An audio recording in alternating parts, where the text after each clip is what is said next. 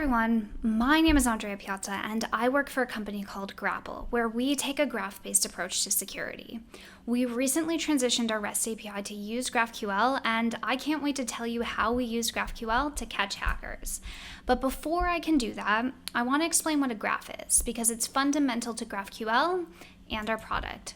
So a graph is a data structure that holds on to information like a list or a hash map. It's composed of nodes and edges. We can think of nodes as nouns or things like a person or a place, and edges denote the relationships between them. So if we had two friend nodes with the name properties of Joey and Chandler, we could have an edge between them denoting that they are friends.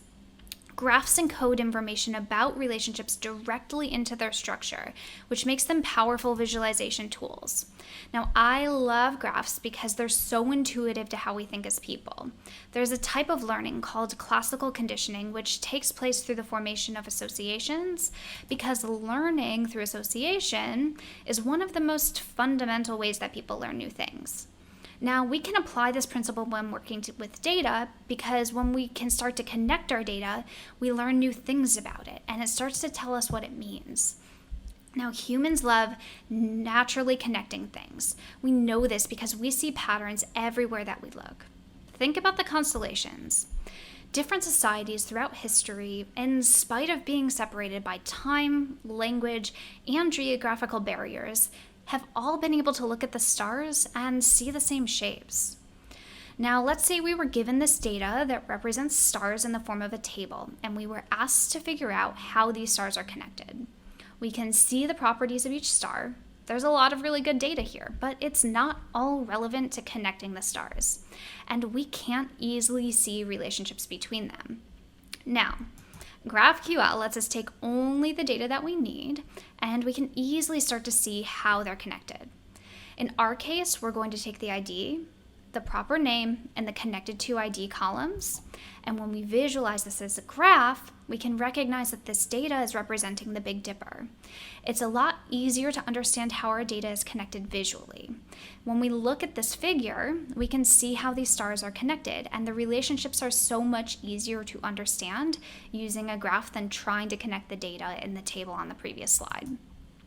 Now, I know you're here because you want to learn how we catch hackers using GraphQL. And the way we do that is by leveraging graph-based technologies for efficient security investigations. And we can't do that without GraphQL. We want our users to stop fighting them with their data and start connecting it. So let me show you how that works.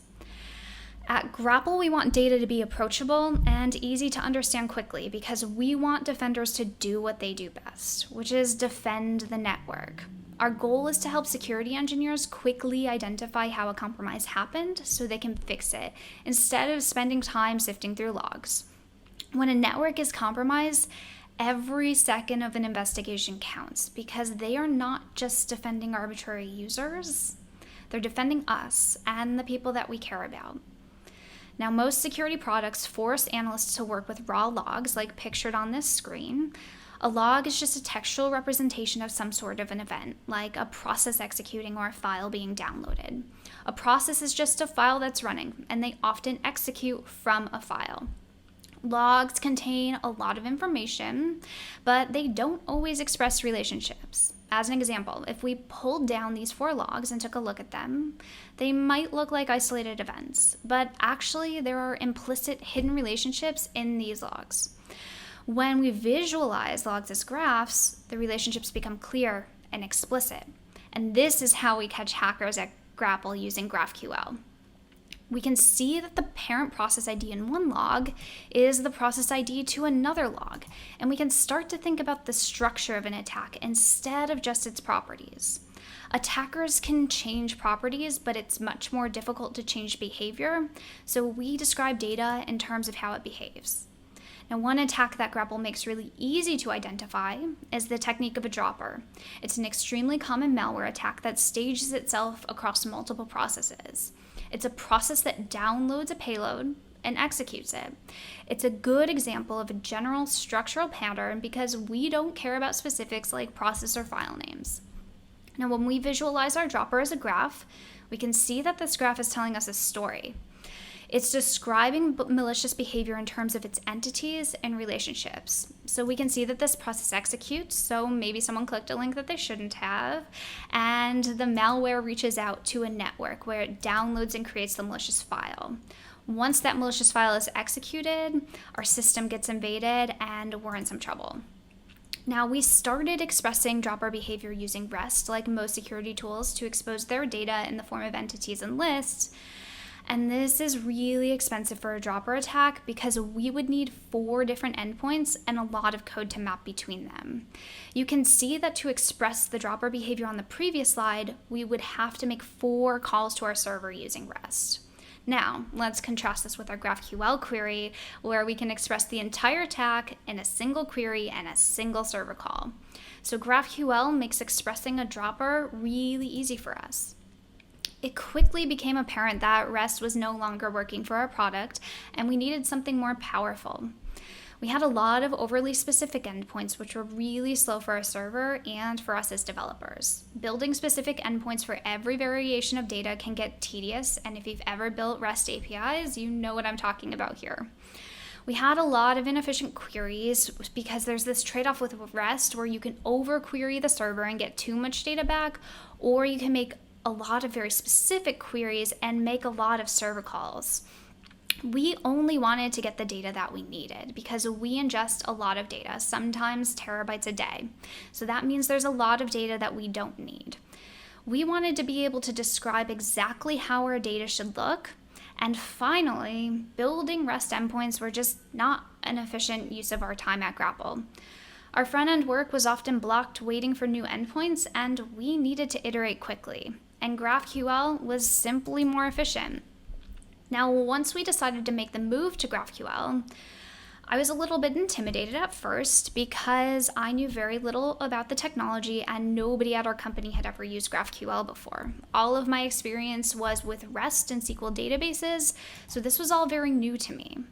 When I started to look into GraphQL, I was quickly overwhelmed because most of the resources were tied to vendors, so it made it hard to tell where to start with the ecosystem.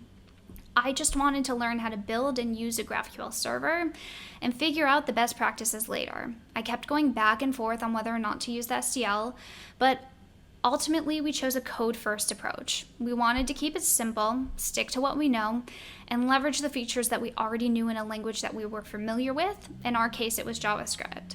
So our first iteration avoided custom clients with fancy features because we just weren't ready for them yet. And our conversion journey began. So our first step was to build our GraphQL server. We chose to create an Express server using the Express GraphQL library. This helped limit what we had to learn to get started because we used an Express server for our REST API. We used GraphQL HTTP to set up our GraphQL server, and it's the only endpoint for the entire project. It's /GraphQL, and it handles all of the requests coming in. We then passed in an empty schema from our schema.js file and deployed it to an AWS Lambda. Now, if you are thinking about a conversion, after your GraphQL server is up and running, you can follow the next steps in whatever order makes sense to you. GraphQL is language agnostic, so there are many different ways to approach a conversion. So do what works best for you and your team. What made sense to me was to pick an endpoint that I was familiar with and convert that first. We chose to analyze the data that it returned and started to create types around the returned data. Now, GraphQL is very strictly typed, which is beneficial because you know your data, but it's also challenging because you have to know what to return. You might have to add or remove fields until your type is right, so this step takes some patience, but you'll get there. So this is our process type, and you can see that we were using some scalars like ints and strings, and we were also using some custom types to support our process type, like our file type and our process outbound connections. Once we had our type, we could start to create our schema because we knew the data that we wanted to return to our clients. Our schema consists of a single root query, and it has different fields that we can query for. A query field in GraphQL is similar to a REST endpoint. A GraphQL query requests and returns data just like REST endpoints. So instead of having a process endpoint, we now have a process query. So you can see that we have a process field in our root query. This is the implementation of our process query that returns a list of process types, which we saw the definition for a few slides ago. It takes one argument, a process ID, and it's an integer. Now, once we know the data that we want, we can implement retrieving that data for our query in the form of a database call. This was pretty simple because we already had our database calls from our REST endpoints. We use dgraph on our backend, which is a really natural fit for our product because they use GraphQL as a query language for their graph database. We have a lot of data that is constantly changing, and dgraph supports ACID transactions, which help keep our data consistent, so we don't have to worry about it getting corrupted or out of date. They have an extremely strong write performance, which is important because Grapl ingests a ton of data in a streaming fashion. They also have a strong commitment to open source with an Apache 2.0 license. We are an open source product, so we love other open source products too. And they run in Docker. So this code implements our resolver. We call a function called getProcess and pass in a process ID. Our getProcess function opens up a client stub to dgraph, where it makes a query to our dgraph database. This looks really similar to our GraphQL queries. We use the arguments passed in as functions to our filters to dgraph so we can retrieve our data. Then we return our data from dgraph as a JSON object. Once we complete our query, we want to make sure it's working. We do this by testing in Graphical. Now, Graphical is every developer's dream tool. It's self-documenting, so we know what queries are supported and what types we can query for. Now, one thing I wish I knew before using Graphical is that you have to refresh the page to see your types. This is probably very obvious to most people, but if you work with React like me, you're used to your websites automatically updating. And this took me longer than I would like to admit to figure out. But we can query for a process with the ID of 1389, and we ask GraphQL to retrieve a node key, a process ID, and a process name. If you think back to our process type that we worked on earlier, you'll remember that it is comprised of many different fields. We look at the response from our query, and you'll notice that we only retrieve the data that we asked for, which is so cool. Finally, we find where we were calling our process endpoint on our front end, and we replace that REST call with our process endpoint to our GraphQL server. This should look familiar because it's very similar to REST. We make a post request to our GraphQL endpoint, passing in the query that we just wrote in Graphical, and we send up some headers, some credentials, and they return our response as JSON, and we can display this data to our users. Now, overall, our transition went really well. GraphQL was not as intimidating to work with as I initially thought. They make it really easy to work with once you get the right mental models down. But of course, there were some challenges. Finding resources, like I touched on earlier, was a little bit more challenging because it took more time than I'm used to. I was constantly second-guessing my approach because there were many resources indicating different ways of using GraphQL, and a lot of the resources out there just weren't useful because there were a lot of people just experimenting and not a lot of resources about GraphQL in production. We found that Slack channels and communities made this a lot easier. Now, we work with a lot of dynamic types, which are still an ongoing issue. At Grapl, we store nodes with types that are provisioned at runtime through our plugin system, so we don't know what every node looks like on the front end because our users upload them. But GraphQL has to know every field that you're querying for. And so for our dynamic types, we're currently grabbing every field and storing it as a GraphQL JSON object. This works for now, but we're losing some of the benefits of GraphQL and still considering other ways we might be able to solve this. Now, GraphQL has a completely different method of handling errors than REST. All errors come back in an array as a response from our server. They are notoriously vague and hard to decipher. For now, we have a generic error encoded into our server anytime encoded into our schema anytime a query fails, but we're still working on supporting more descriptive errors. Now, Grapl supports a lot of node types, currently around 25, and it's still growing. We need large unions to retrieve our graph, which is not enjoyable to work with, so we end up writing lots of partial fragments, which means we have a lot of code just to pull data out. It's good because we can get the data that we need, but it's not fun because it's a lot to type out as a developer.